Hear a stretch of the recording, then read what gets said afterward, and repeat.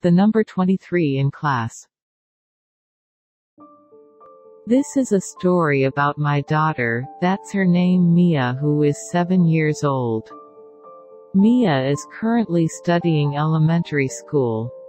At school, Mia is called the 23rd child. This nickname is due to Mia's achievements at school, where she only ranks 23rd out of 25 students in her class.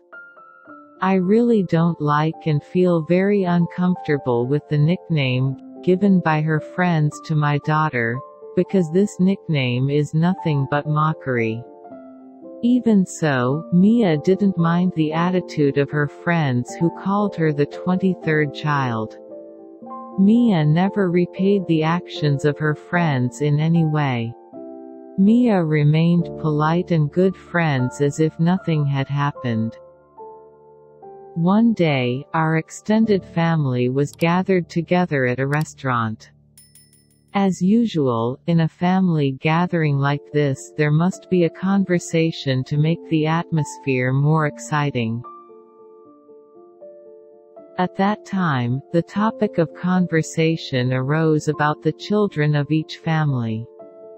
Then the children began to be asked one by one about their goals when they grow up.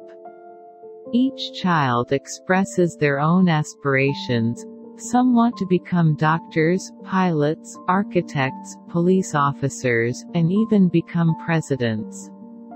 Everyone applauded, appreciating their ideal. At that time Mia was busy helping other children eat. Then everyone suddenly realized that my daughter was the only one who hadn't expressed her goals yet. Everyone turned and urged my daughter to convey his goals, like any other child. Mia, who was busy, finally answered, "When I grow up, my first dream is to become a kindergarten teacher. I want to guide children to sing, dance, and then have fun." Just out of politeness, all the family members who were present at that time still gave applause and praise, then asked what their second goal was.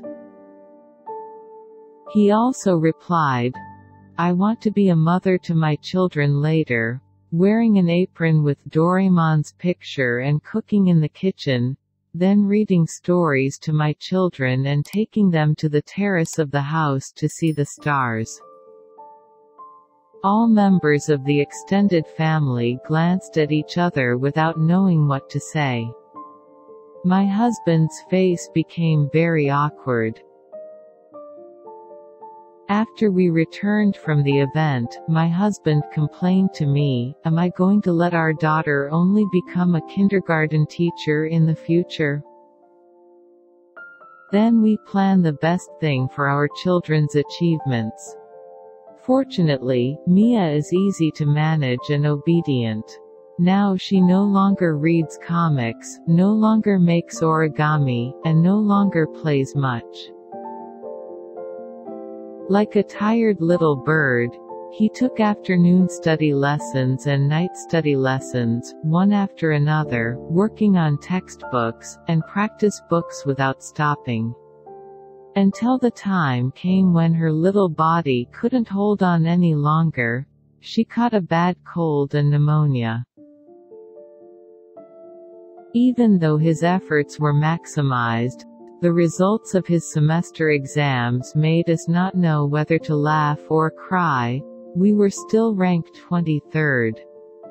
We love our daughter so much, but we really don't know how to understand his school grades anymore.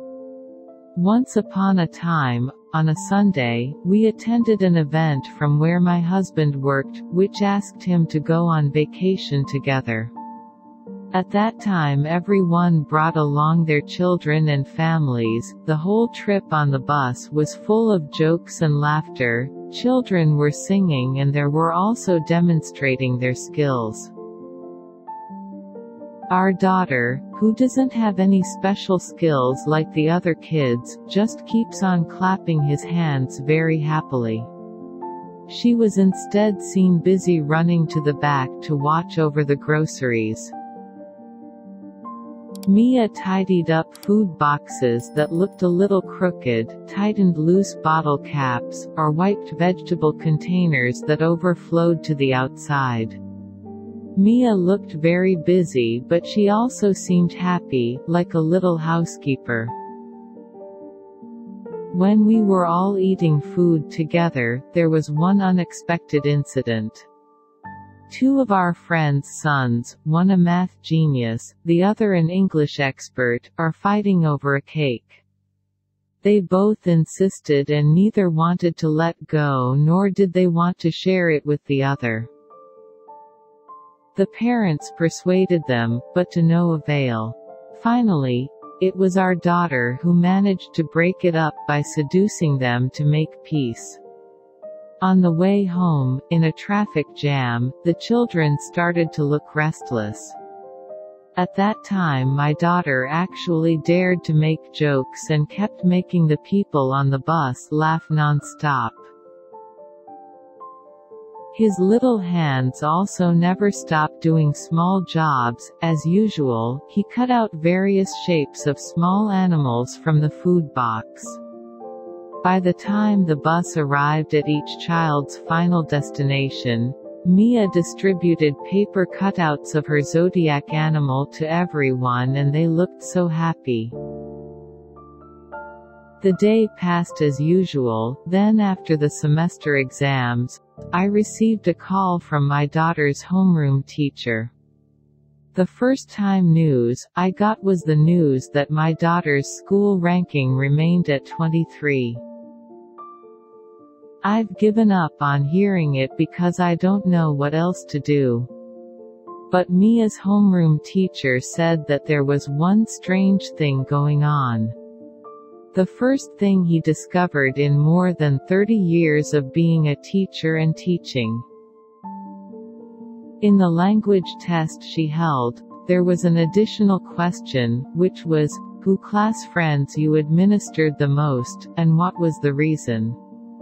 All her classmates wrote names, Mia, my girl.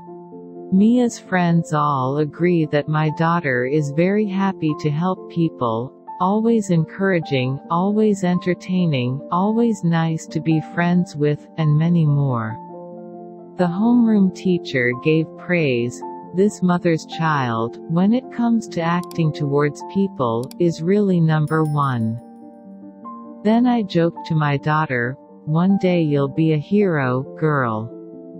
My daughter, who was knitting a neck scarf, swiftly replied, the teacher once said a saying, when a hero passes by, someone must clap on the side of the road. Mom, I don't want to be a hero. I want to be the person who claps on the edge of the road. I was surprised to hear that. My heart felt warm instantly. Instantly my heart was moved by my daughter. In this world, many people aspire to be a hero. But my daughter chose to be invisible. Like the roots of a plant, they are not visible but are what establish them. If he can be healthy, if he can live happily, if there is no guilt in his heart, why can't our children be usual people who are good and honest? Never look at children from the point of view of academic achievement only. Every child is born unique with their own skills and strengths.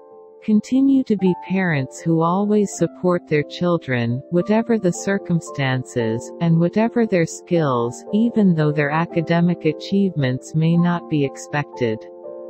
As long as the child has a good attitude, behaves well, is proud of him, love him, and supports every choice of his heart.